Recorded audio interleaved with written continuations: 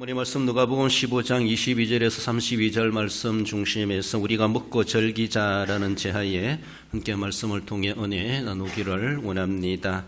지난주에는 새 아담 그리스도에 대해서 우리가 함께 살펴보았습니다. 둘째 아담, 마지막 아담이다, 그렇게 말씀하시기도 합니다. 첫 번째 아담은 타락하여 죄인이 되었고, 그래서 우리도 다 죄 가운데 살아가고 죄로 말미암아 멸망받을 수밖에 없는 우리들인데, 우리 하나님께서는 둘째 아담, 마지막 아담, 새 아담 예수 그리스도를 이 땅에 보내셔서 첫 아담으로 다 죽을 수밖에 없는 우리들을 새 아담, 즉 마지막 아담이신 예수 그리스도로 말미암아 영원한 생명을 얻을 수 있는 구원의 길을 열어주셨다라는 것을 살펴보았습니다. 우리가 날마다 성화되어 가면서 진정 우리는 흙에 속한 아담의 그러한 형상을 입고 곧 살아가고 있지만, 결국 우리는 그리스도 안에서 그리스도의 형상을 입고 그리스도를 닮아가고, 그리고 이 땅이 아니라 하나님의 나라를 상속받을 자들로서 우리가 예수님을 닮아가는 날마다 믿음이 그렇게 성장해가는 그런 아름다운 모습으로 우리의 남은 생애가 더 힘있게 감당해 갈 수 있도록 해 가야 될 것을 함께 살펴보았습니다. 오늘은 일명 어쩌면은 탕자의 비유라고 말하기도 하고, 탕자의 비유보다 아버지 사랑의 비유다, 이것이 정확한 이름이 될 수 있지 않겠는가라고 볼 수 있는데, 집 나간 탕자를 기다리는 그 아버지의 사랑, 그것을 우리는 되새겨보며 결과적인 모습에서 거룩한 잔치가 동네방네 일어나게 되는 것을 볼 수가 있죠. 제목이 우리가 먹고 즐기자, 남들이 들을 때는 응가에도 할 일이 없다라고 그렇게 말할지 모르지만은, 여러분들 생각해 보세요. 열심히 일하는 게 좋겠어요? 푹 쉬는 게 좋겠어요? 수고하는 게 좋겠어요? 안식하는 게 좋겠어요? 고통당하는 게 좋겠어요? 평안한 것이 좋겠어요? 굶주리는 것이 좋겠어요? 먹고 배부르면 좋겠습니까? 싸우는 것이 좋겠습니까? 평화롭게 살아가는 것이 좋겠습니까? 불안한 게 좋겠습니까? 평안함이 좋겠습니까? 여러분들 부정하고 불결하게 살아가는 것이 좋겠습니까? 거룩하게 성결하게 살아가는 것이 좋겠습니까? 우리가 궁극적으로 추구하는 것은 우리가 먹고 즐기는 이것이 이렇게 우리에게 표현해 주고 있습니다. 땅에서 나는 것만 먹을 것이 아니라 하나님 입에서 나오는 모든 것을 먹고 살아가며, 그래서 생명을 유지해야 될 것을 말씀하는데, 나는 천국 가서도 땅 파며 일할래, 이 생각하지 마시고 세상에서는 열심히 여세 동안 일하고 땀 흘리고 노동하고 살아가는 것, 하나의 노동이 즐거움이기도 하지만 어쩌면 창세기로 바라보면 하나의 죄과로, 죄의 결과로 주어지는 땀 흘림이, 수고함이 있어야 된다라는 것이죠. 그러나 천국 가면은 삽질하며 깽기질하며 잡초캐내며 이런 일은 없을 것 같아요. 그래서 땅에서 열심히 하지만은 그 나라 가면은 어쩌면 먹고 즐기는 삶이 가장 기본적인 삶의 모습이 아니겠는가. 천국의 생활을 그렇게 예표해주고 상징해주는 말이 오늘 본문에 우리가 먹고 즐기자, 궁극적으로 우리가 추구하는 일이다라는 것이죠. 학교 다닐 때 어느 신대영 교수님이 그래요. 지나가는 말로 하시겠지만 우리가 다 먹고 살자고 하는 일이 아니냐 하면서 교수도 가르치는 것이나 학생들도 공부하는 것이나 한마디로 다 먹고 살기 위해서 하는 짓이라 그러면서 그저 지나가는 소리를 하시는 말씀을 들었는데, 아주 가볍게 들리는 소리 같지만 궁극적으로 우리는 다 그렇습니다. 먹고 살기 위해서 일하지 않는 사람 아무도 없습니다. 일하기 위해서 살고 있습니까? 살기 위해서 일하고 있습니까? 그렇습니다. 잘 먹고 잘 살기 위해서 우리가 열심히 일해야 되고 수고를 아끼지 않고 그렇게 가는 것을 볼 수가 있죠. 오늘 본문의 이런 내용에서도 궁극적으로 우리 하나님께서는 천국 잔치가 벌어지게 될 것을 이러한 예수님의 비유 이야기를 통해서 우리에게 말씀하십니다. 천국의 성찬이다라는 것이죠. 그렇습니다. 잃어버린 아들, 집 나간 아들이 돌아왔습니다. 회개하고 돌아왔습니다. 이만한 기쁨이 아버지 하나님에게 어디 있겠는가. 아버지가 기뻐하시니까 그저 계산 따지지 않고 온 동네 사람 다 불러 모아가지고 잔치하자. 참으로 우리 주님도 터프하시기도 하고 참 기분파이시기도 하다, 이렇게 할 정도로 우리 하나님은 그렇게 아낌없이, 우리 하나님이 기분이 좋으시면은 얼마든지 아낌없이 창고문을 열고 우리에게 베풀어 주시는 그런 하나님이심을 볼 수가 있습니다. 이제도 정말 잃어버린 아들을 찾았다라고 하는 것처럼 뒤에도 말씀드리시면 우리는 잔치를 앞두고 있습니다. 한 사람의 일꾼을 발굴해 가지고 그를 중요한 일꾼으로 세운다고 하는 것은 그 집안의 상속자를 세우는 거나 다를 바가 없고 엄청난 중요한 일이다라는 것. 가정의 경조사에 있어가지고 이만한 기쁜 일이 어디 있겠는가라고 할 만큼 우리 가정적인 교회의 형태로 바라볼 때 참으로 우리가 함께 천국 잔치를 배설할 만하고 동네방네 사람들을 불러 모아서 잔치할 만한 이유가 있다라는 것을 우리는 생각해 보며 임직식을 앞두고 오늘 본문의 말씀을 통해 주시는 말씀을 함께 적용하며 은혜 나누기를 원합니다. 우리가 먹고 즐기자 인차해 주시는 먼저는 아버지의 충만한 기쁨을 살펴봅니다. 22절에 아버지는 종들에게 이르되 제일 좋은 옷을 내어다가 입히고 손에 가락지를 끼우고 발에 신을 신기라고 말씀합니다. 우리가 잘 알고 있는 것처럼 둘째 아들은 아버지의 유산을 상속받아 가시고 아버지가 살아계심에도 불구하고 아버지 결국 저에게 돌아올 분깃이 있으니까 돌아가시기 전에 벌써 나에게 먼저 주세요. 선불로 받았습니다. 선불로 받아가지고 집 나갔어요. 먼 이국 땅에 갔다 그렇게 말씀하고 허랑방탕하며 온갖 방탕한 일을 다 하며 돈 다 써버리고 속된 말로 거지가 돼가지고 그래도 아버지 집이라고 찾아오는 그런 내용을 본문은 배경을 하고 있습니다. 자기 발로 나가버린 아들이에요. 이제 아버지도 필요 없고 난 상속 다 받았으니까 아버지와 나는 간 곳 없다. 그래 나는 내 인생 살겠다. 잘 살아보겠다라고 돈 싸들고 나갔습니다. 그런데 아버지는 그 아들을 두고 집 나간 아들이다, 가출한 아들이 이렇게 보지 않고 내가 잃어버린 아들이다 이렇게 아버지는 그렇게 생각하는 거예요. 참 아들이 없어진 것은 아들의 책임이 아니라 내가 책임이다, 내 책임감이 있다, 내가 책임이 크다, 내가 아들을 잃어버렸다 그런 거예요. 잃어버린 사람의 책임입니다. 그렇지 않아요? 내가 잃어버렸으면 내가 물어줘야 돼요. 그렇지 않아요? 남의 것. 그런데 지발로 나갔는데 아버지는 내가 잃어버렸다. 아들 탓하지 아니하고 아버지 자신을 탓하는 것이 참 어버이의 마음이 아닌가 그런 생각이 듭니다. 그래서 그 아들이 돌아왔을 때는 잃어버린 아들을 내가 되찾았다. 죽었던 아들을 살아났다. 이렇게 할 정도로 아버지는 그 거지로 돌아온 그 아들을 아주 반갑게 맞이해 주며 송아지를 잡고 가락지를 끼우고 잔치를 벌려가면서 기쁨이 넘쳐나는 아버지의 그 모습을 볼 수가 있습니다. 이것이 아버지의 마음이죠. 아버지의 마음을 우리가 일반적인 상식으로 생각해 볼 때 합리적이지 않습니다. 부당한 거예요. 불공평한 거예요. 이거는 도저히 이해할 수 없는 아버지의 처사라고 볼 수가 있습니다. 그것을 맏아들이 지적하지 않습니까? 맏아들의 말이 틀린 게 아니에요. 그러나 아버지는 내가 잃어버렸다가 찾았다. 그러니까 아버지 재산을 풀어가지고 그 아버지의 기쁨을 자기만이 아니라 온 식솔들, 온 종들, 온 동네 사람들까지도 벌려가지고 잔치를 벌려가면서 그 기쁨을 함께 나누고 싶어하고 이 아들은 정말로 그런 못된 아들이 아니라 내 집안의 둘째 아들이다 라고 하는 것을 온 동네방네 사람들에게 공인을 받고자 하는 그런 것처럼 온 동네 사람들에게 아들을 소개할 만큼 그렇게 당당하게 아버지는 그 부끄러운 아들을 데리고 나아가시고 부끄럽게 여기지 아니하고 아들을 온 동네 사람들에게 어쩌면 소개시키고 인사시키는 것처럼 왜 저 집에 저런 일이 벌어지지? 사람들이 그거를 다 알게 되지 않습니까? 하지만 그 아들보다는 아버지의 관점이 있어가지고 사람들은 얼마나 귀중하게 여겼겠는가라는 겁니다. 일명 똑똑하다고 하는 사람들은 그렇게 말해요. 아버지 합리적이지 않습니다. 부당합니다. 불공평합니다.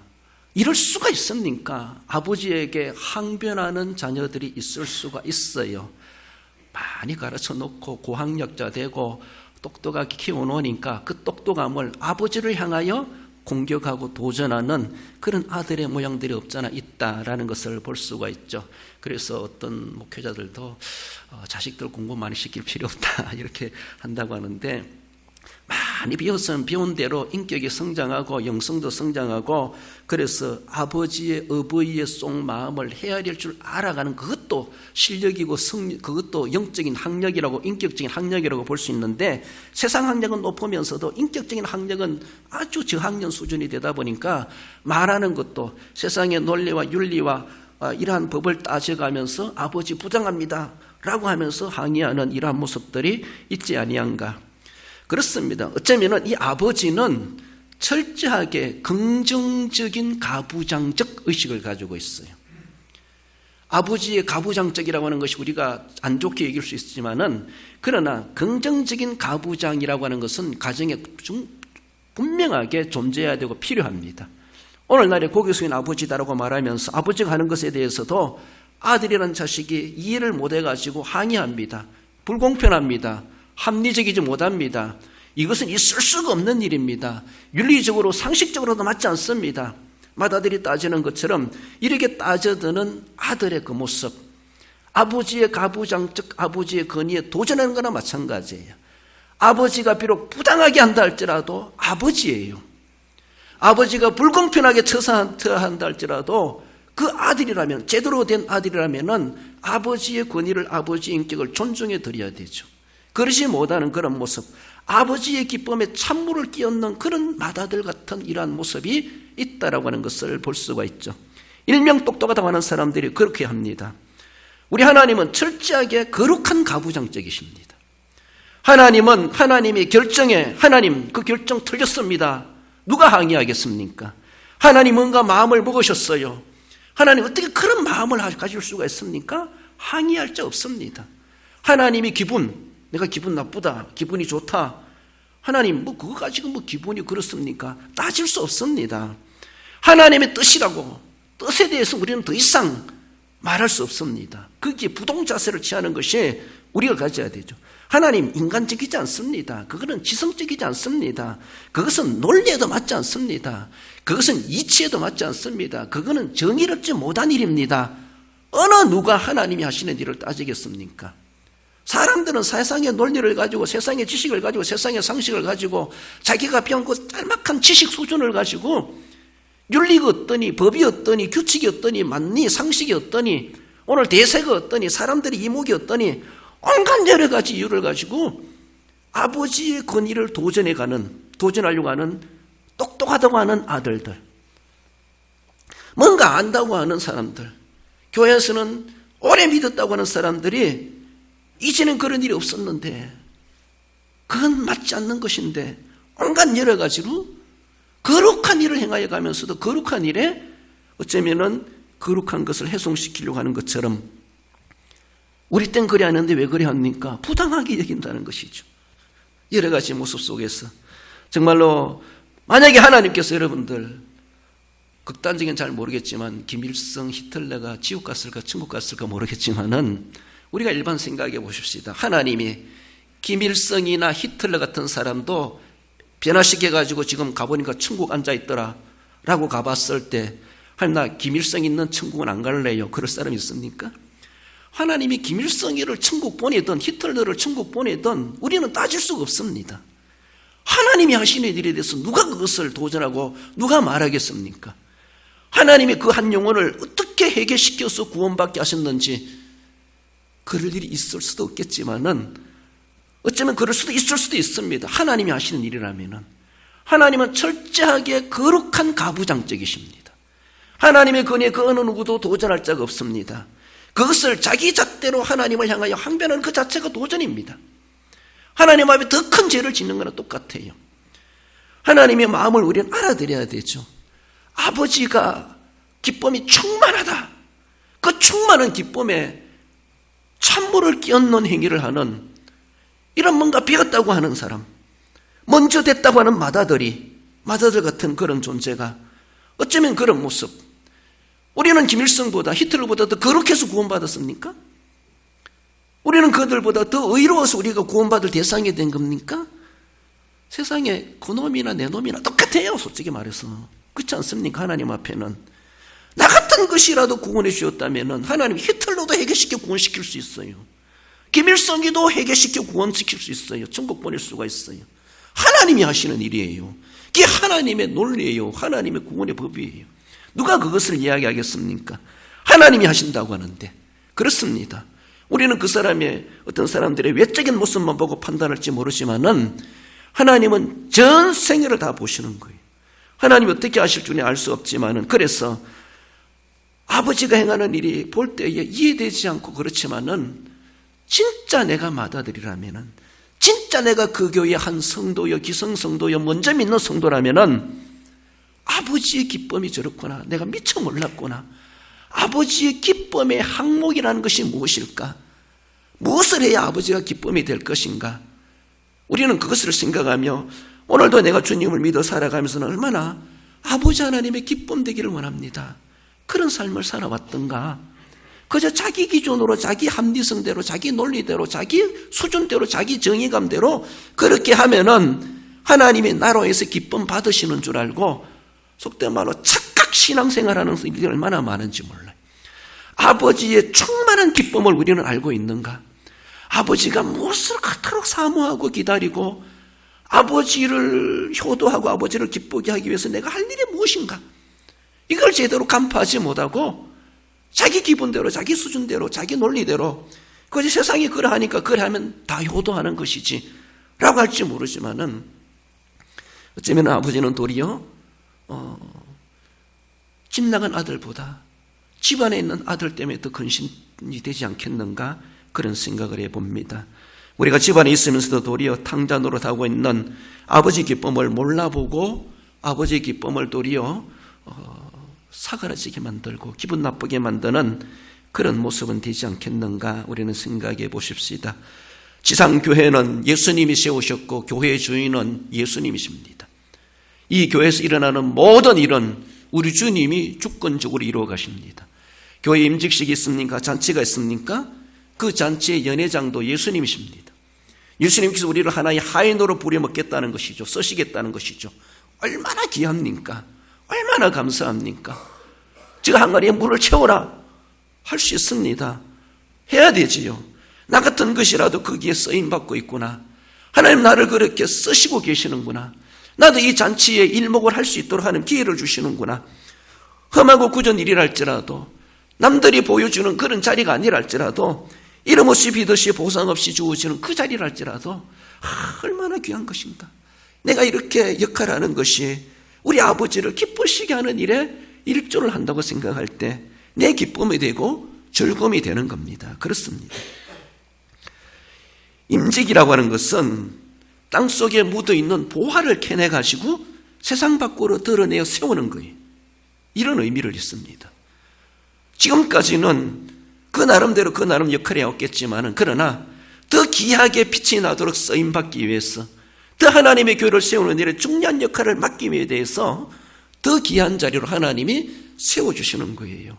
그러니까 잃어버린 아들을 찾은 기쁨 그 이상으로 한 생명을 일꾼으로 세운다고 하는 것은 엄청난 하나님 아버지의 기쁨이요, 우리 교회의 주인이신 예수님이 주관하시는 것이고, 예수님이 부리시는 잔치이시고, 예수님이 그토록 기뻐하시는, 얼마나 기뻐하실까.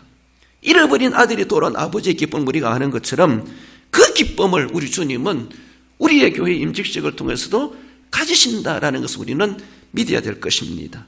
32절에 우리가 즐거워하고 기뻐하는 것이 마땅하다 아니라, 아버지가 이렇게 기뻐하면은 비록 개인적으로 좀 마음이 언짢아도 기뻐할 척이나로 해야지. 그렇지 않습니까? 아버지의 결론적인 말씀은, 아들아, 우리가 즐거워하고 기뻐하는 것이 마땅하다. 다 접어지우고 거두절미하고 함께 기뻐하고 즐거워하자. 큰아들을 달래시는 우리 주님 아버지의 마음. 누가복음 15장 7절 하반절에 의인 99으로 말미암아 기뻐하는 것보다 더하리라. 왜 너로 하여금 내가 기쁨이 없겠니?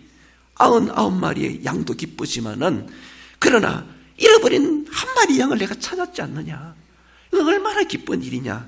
그러므로 우리가 즐거워하고 기뻐하는 것이 마땅하다.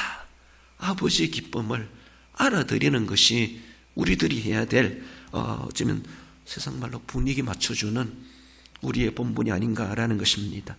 나아가서 우리가 먹고 즐기자라는 것은 아낌없이 나누는 것을 말씀합니다. 23절에 그리고 살찐 송아지를 끌어다가 잡으라 우리가 먹고 즐기자. 살찐 송아지는 하나님 앞에 바치는 최고의 제물로 상징되고 있습니다. 구약시대에 송아지 아니면은 나중에 양이나 염소로 내려가죠.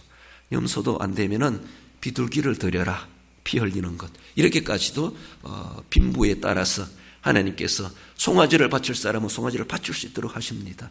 그것도 안 되는 사람은 비둘기라도 바치라 라고 하면서 그렇게 하나님께 바치는 최고의 제물에 상징되는 그 제물이 살찐 송아지다 이렇게 상징되고 있습니다. 그렇습니다.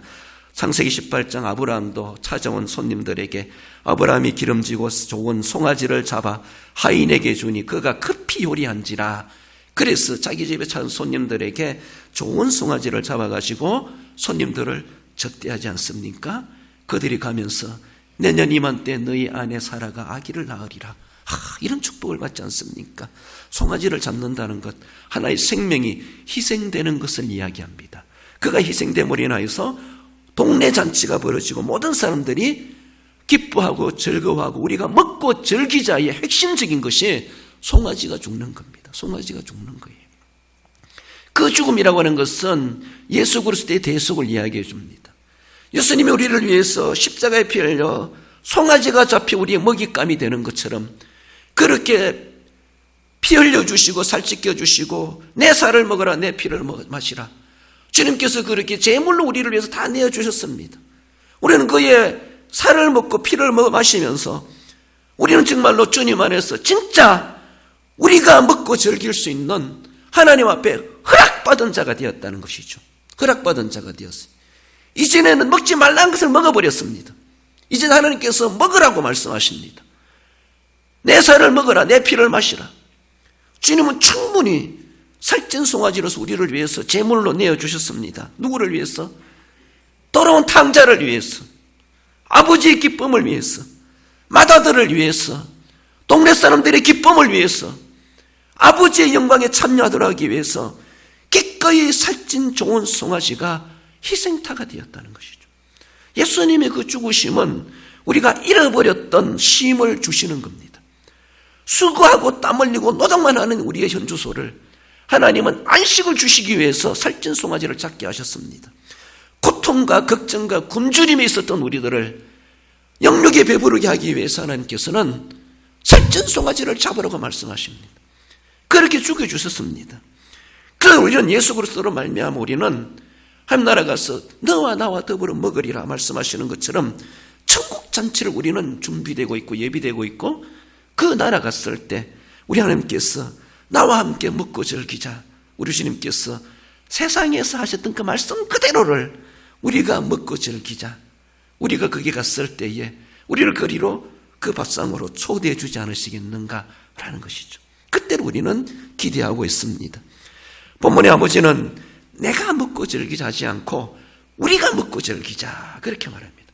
아버지의 기쁨은 아버지만의 기쁨이 아니라 모든 식솔들의 기쁨이고 이거는 세상 기쁨이다. 아버지의 기쁨이 얼마나 충만한지 얼마나 큰지 담장을 넘어가고 국경을 넘어가고 인종을 넘어가고 관계의 정서를 넘어가고 감정을 넘어섭니다. 정치를 넘어섭니다. 누구든지 이 기쁨에 초대되게 되어 있고 누구에게도 나누시게 되어 있고 지나가는 나그네랄지라도 거리네랄지라도 어느 누구든지 와서 마음껏 먹고 마시라. 이것이 생명의 떡이고 이것이 생명의 영생수이다 말씀하십니다. 어쩌면 교회 입장에서는 아낌없이 재정을 아끼지 않고 베풀고 쓸 줄 알아야 되고 나눌 줄 아는 것이 필요합니다. 어느 교회는 임직식 하면서 교인 중에서도 불만이 있어요.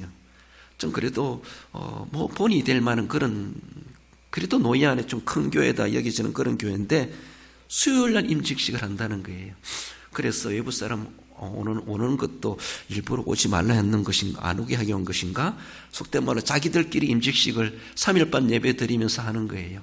참 그것도 쏙다가고 좋겠다라고 싶은데 이런 교회 대외적인 행사를 하면서 거기에 장로를 세우면서도 우리 이런 장로 세웁니다. 좀 사람들도 알려주고 알게 해주고, 거기 장로님들은 교회만 섬기는 것이 아니라 노예도 섬기고 총회도 섬기고 대외적으로 활동해야 될 그런 사람들인데, 나중에 알고 보니까 장로 됐대요. 장로 된 줄도 몰랐어. 제대로 소식이 없으니까. 자기들끼리 속다가 되고 나니까 그래요. 그것처럼 뭔가 좀 그런 기회 때 교회도 좀 홍보도 할 겸 교회에 있는 재정 그때 한번 쓰고 손님도 접대하고 베풀면 얼마나 좋을까. 어쩌면 자기들끼리만 그렇게 즐기고 하는 것처럼 오늘의 아버지는 우리가 함께 즐기자 이렇게 말합니다. 자기 기쁨이지만 그 아버지 기쁨은 누가 다 알아주겠습니까마는, 그러면서 아버지 기쁨은 모든 사람들에게 나누고 싶어 해요. 그래서 아낌없이 송아지라도 잡으라고 말씀하지 않습니까? 모든 것을 내어주라, 창구문을 열어라, 그렇게 말씀하지 않습니까? 교회는 재정을 아낄 필요 없고, 교인들은 수고를 아낄 필요가 없고, 동민들은 마음을 아끼지 말고 축하하고 감사하고 참석하고, 그래서 기뻐하고 축하하고 축복하고 감사하고 하나님께 영광을 돌리는 것은 우리만이 아니라 모두가 다 감당해야 될 아버지 하나님이 그토록 원하시는 아버지가 통 크게 벌린 잔치라는 것을 우리는 생각하며 우리가 적용하기 나름이라는 것이죠. 어쩔 수 없다. 그러면 어쩔 수 살 수밖에 없어요. 그렇지만 속된 말로 빚내가지고라도 해보자 하면은 하나님이 빚지고 부도나게 하시겠습니까? 그렇지 않다는 것이죠. 32절에 우리가 즐거워하고 기뻐하는 것이 마땅하다 하니라. 예수 그리스도로 말미암아 한 영혼이 구원받고 예수 그리스도로 말미암아 우리가 천국에 가서 우리 하나님과 정말로 함께 상을 나누면서 즐길 그날을 예표해 주는 그런 일들이 지상교회에서 예표적으로 일어나고 생각했을 때 지상교회에서 기쁨의 잔치가 천국의 잔치로 연결된다는 것을 우리는 결코 무시할 수가 없다는 것을 기억하며 우리가 즐거워하고 기뻐하는 것이 마땅하게 참여해 갈 수 있어야 할 것입니다. 나가서 우리가 먹고 즐기자고 하는 것은 아버지를 대신하는 맏아들을 생각해 봅니다. 25절에 맏아들은 밭에 있다가 돌아와 집에 가까이 왔을 때에 풍악과 춤추는 소리를 듣고 한 종을 불러 이 무슨 일인가 물었는데, 맏아들은 단 인간적으로 참 서운했을 거예요. 참 서운했을 거예요. 그렇잖아요. 맏아들의 말이 틀린 말은 아니라고 볼 수 있습니다. 가장인 아버지가 그런 일을 벌리려고 하면은 그래도 집에 있는 맏아들하고 좀 상의했으면은 아버지도 참 융통성 있는 처사가 아니겠는가 싶기도 한데, 아버지도 참 고식식한지 들에 있는 아들하고 상의할 여가도 없었는지 얼마나 기쁨이 충만했는지 맏아들이 밖에서 일하는 것도 알지도 못하고 그저 기쁨에 도취돼가지고 아버지는 둘째 돌아온 아들만 생각하며 맏아들은 생각 안중에도 없고 어쩌면은 일을 벌려난 것이 아닌가 그런 생각이 듭니다. 들에서 돌아온 맏아들이 무슨 소리냐 종한테 물었습니다. 이렇게 되어서 이렇게 되었습니다. 맏아들이 서운할 만해요. 그렇지 않습니까? 그렇지만은 진짜 그가 맏아들이라면은 당황스럽다 할지라도 안 당황스러운 것처럼 아버지 앞에는 그렇게 얼굴을 표정을 지어야 되죠. 잔치 끝나고 아버지 앞에 대판 따지더라도 그때는 아버지의 기분을 맞춰줄 줄 아는 것이 그것도 아들의 융통성이 아닌가 그런 생각이 듭니다. 그렇습니다. 그가 진짜 아버지의 맏아들이고 상속자다라고 하면은 아버지의 재산만 상속받는 것이 아니라 아버지의 신앙도 상속받는 것이 상속자입니다. 아버지의 인격도 상속받는 것이 상속자입니다. 아버지의 마음도 상속받는 것이 상속자입니다. 아버지의 사랑의 깊이도 상속받는 것이 상속자입니다. 그저 재산만 상속받고 그 집안의 세대주로 이어가는 것이 그것만이 상속입니까? 아니라는 것이죠. 세상의 모든 자식들이 눈에 보이는 그것만 생각해요. 아버지로부터 믿음을 물려받아야 되지. 아버지의 인격을 물려받아야 되지. 아버지가 무엇의 기분이 좋고 나쁜가를 알아야 되지. 아버지의 감정을 간파할 수 있어야 되지. 그래서 아버지를 닮아가야 되지. 그래서 아버지의 상속자가 되는 것이지. 그것이 맏아들이지. 그것이 맞이지. 내가 맏아들인데 내가 지금까지 집을 지켜왔는데 지금까지 집에 지켜왔으면서 아버지를 몰라봤잖아요. 지금까지. 아버지를 잘 섬긴다고 하면서도 자기 수준으로 자기 기준으로 난 그래도 했는데 뭘 해야 하기는. 아버지가 매일마다 무엇을 노심초사하고 있는지를 뭔가 알았는지 몰랐는지 알았다면은 부당하다 할지라도 따질 수 없어요. 합리적이지 못하다 할지라도 내가 몰랐구나. 내 불찰이었구나. 내가 효도 안독하면서도 엉뚱하게 효도했구나. 잘못되게 효도했구나. 아버지가 무엇을 고민하고 아버지가 무엇을 원하고 아버지가 무엇을 기다리는지 아버지의 기도 제목이 무엇이었는지 집안에 있으면서도 몰라본 아들 도리어 자기를 체크해야 돼요. 자기를 치며 가슴에 치며 회개해야 돼요. 자기는 뭔가 한 것만 생각하고 있어. 자기 믿음에 빠져 있는 사람이죠. 주님이 원하는 믿음도 아니고. 나는 열심히 교회를 섬겨왔는데 중직적으로 섬겨왔는데 조심하세요. 뭘 섬겨왔는지 정말로 아버지가 원하는 대로 내가 교회를 받들어 섬겨왔는지 내 기분대로 내 성질대로 내 상식대로만 해왔는지 뭔가 했다고 하는 것이 아버지 안에가 나와 안 맞아. 안 맞으면 누가 틀린 거예요? 우리 교회 주인은 예수님이십니다. 하나님 아버지께서 예수님의 피를 가지고 세우신 교회예요. 그러면서 무엇이 부당하다고 말할 것인가? 내가 부당했던 것이 난 옳은 줄 알았는데 아버지의 인격은 그래도 따져들는 아들에게 이렇게 말하지 않습니까? 아버지가 이르되 31절에 너는 항상 나와 함께 있으니 내 것이다 내 것이로다. 참 아버지의 이런 인격, 아버지 이런 영성, 아버지를 그동안 몰라봤던 것이 내가 너무나 부끄럽다.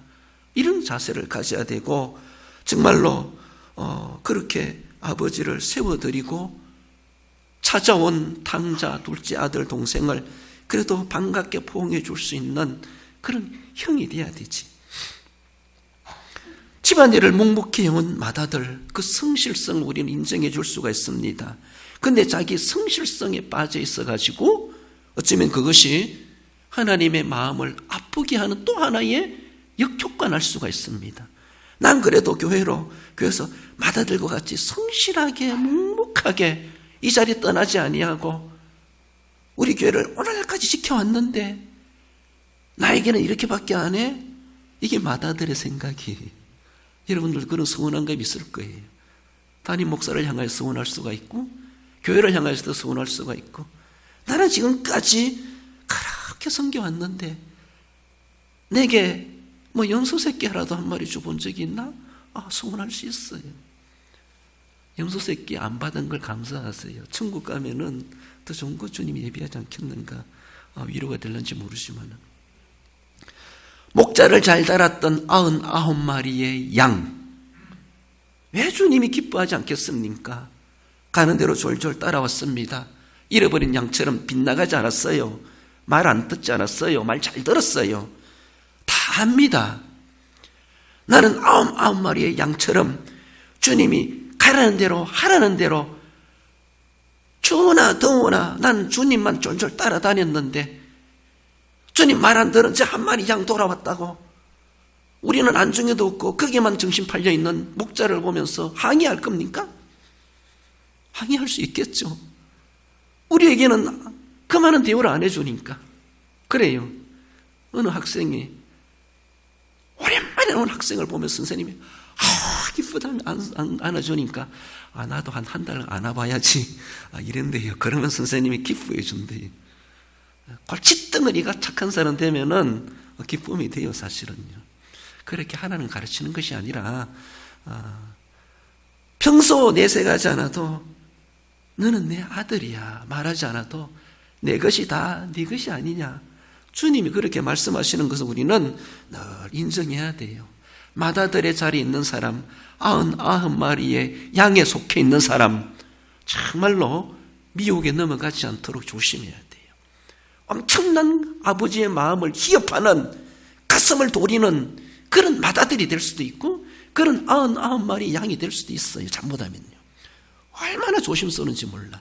그래서 기성성도들, 먼저 된 자, 토박이들, 기득권인 자, 선임자들 정말로 조심해야 됩니다.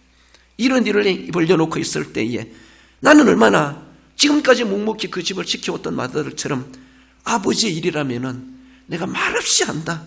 그렇게 수종드는 그런 자세가 되지 못하고 내가 기득권이 있는데, 내가 선임자인데 이러면서 자기한테는 용서새끼 한 마리 안 준다고 해서 그렇게 서운하는 그런 마음들, 내 잔치도 아닌데 이런 생각들, 얼마나 마귀가 유혹하고 미혹하기 좋은지 몰라요. 그 잔치에 찬물을 끼얹는 그런 마다들이 되지 말고 아버지의 마음 그대로를 부당하다 할지라도, 불공평하다 할지라도, 그동안 서운한 것이 쌓여있다 할지라도 그냥 아버지의 마음, 오늘의 기분 그대로를 맞춰줘야 돼. 그대로를 받아주고 인정해주고 수용해주고, 정말로 기분 좀 안 좋아도 앞장서서 주동적으로, 그러니까 마다들이지. 가정사에 대해서 주동적으로 해가야 되지. 주동적으로 해가야 되지. 음식이 뭐 부족한가, 뭐가 필요한가, 그럼 사방으로 살펴보면서 이리 뛰어다가 저리 뛰어다니고 정말로 음식 먹을 겨를도 없이 마다들은 전체적으로 총괄해 가야 되지. 연회장처럼 그런 모습이 돼야 되는데, 서운하게 해가지고 집에도 들어가고 싶지도 않고 내가 그 말라가 이런 모습이 아닌가. 우리 교인들은 한 분도 그런 분이 아니 계시지만은 그동안 안 나오셨던 분들도 오셔가지고 내가 칼질이라도 하나 해줄게, 내가 설거지라도 하나 해줄게, 내가 차량 안내라도 하나 해줄게, 내가 이거라도 거들어줄게요, 내가 자리라도 채워줄게요. 이런 자세, 사람 보고 하는 것이 아니라 위에 계신 아버지, 예수님이 벌려놓으신 이 잔치에 내가 무엇을 할 수 있을까? 그런 우리의 자세가 되어야 합니다. 마다들의 형상이신 예수 그리스도, 로마서 8장 29절에 보면은 하나님이 미리 아신 자들을 또한 그의 아들의 형상을 본받게 하기 위하여 미리 정하셨으니 이는 그로 말미암아 형제 중에서 마다들이 되게 하려 하심이라. 마다들의 모델은 예수 그리스도이십니다. 예수 그리스도께서 아버지의 뜻을 받들어서 마지 노릇을 어떻게 했는가, 우리는 그것을 모델로 삼고 내가 먼저 된 자로서, 내가 선인자로서, 내가 기득권 있는 자로서, 내가 토박이로서, 내가 먼저 이 일들을 경험해 본 자로서 예수님이 어떻게 하셨을까? 예수님의 마다의 이상형을 우리는 묵상해 가면서 주님 앞에 내가 앞장서서 선봉장이 되어서 먹고 즐기는 일에 수종 들어주는 우리의 섬김이 분명히 되어야 할 겁니다. 그렇게 되었을 때 이 잔치는 세상의 잔치만이 아니라 계시록 3장 20절에 내가 그와 더불어 먹고 그는 나와 더불어 먹으리라. 하늘나라 가서 이런 우리가 먹고 즐기자. 예수님이 우리를 그 잔치상으로 너도 오너라, 너를 위해서 준비된 상이다 말씀하지 않습니까? 그렇습니다. 우리 로마서 8장 28절 읽어봅시다. 우리가 알거니와 하나님을 사랑하는 자 곧 그의 뜻대로 부르심을 입은 자들에게는 모든 것이 합력하여 선을 이루느니라. 할렐루야. 말씀을 맺습니다. 아버지 하나님의 기쁨에 참여하는 잔치라는 것을 기억하며 아버지 하나님의 그 기쁨을 알아들이는, 그래서 내가 어떻게 기쁨에 동조할 수 있을까 고민해 보실 수 있기를 원합니다. 아낌없는 섬김과 나눔의 잔치가 되도록 교회는 물질을 아끼지 않고 우리의 수고를 아끼지 않고 내 기능을 아끼지 않고 내 시간을 아끼지 않고 얼마든지 남의 잔치가 아니라 내 잔치다 라고 생각하시면서 기꺼이 섬기고 나누는 일에 앞장서 가십시다. 뒷전이 있는 자가 아니라 주동적으로 책임을 감당해가며 뭔가 부족하고 불찰했으면 내 책임이다, 내가 다 살피지 못한 내가 부족해서 그렇다, 책임을 질 줄 아는 책임감을 가지며 섬겨가는 자 되어야 할 것입니다. 그래서 함께 즐기고 감사함이 넘쳐나고 하나님의 영광이 높이 드러나는 아름다운 임직신, 아름다운 잔치, 하나님 영광 높이 드러내시기 합당하게 귀중하게 들어 쓰임 받으시는 우리 모든 성도 여러분들 되시기를 주님의 이름으로 축원드립니다.